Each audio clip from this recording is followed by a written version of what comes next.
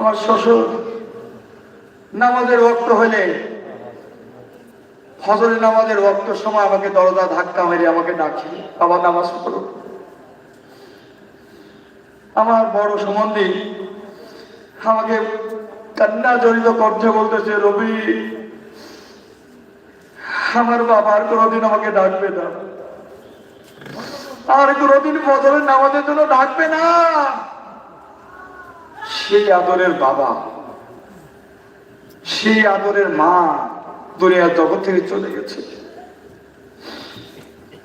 যার বাবা নাই, যার মা নাই, সে বুঝে বাবা মা কি জিনিস। আমার মা গত জানুয়ারি 17 তারিখে চলে গেছে।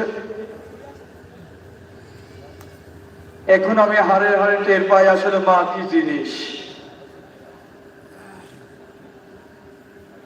আমি যখন রাতের বেলা ঘুমাই, ঘুমের মধ্যে যদি একটা আওয়াজ করি, মা দরজা খুলে দৌড় মারে।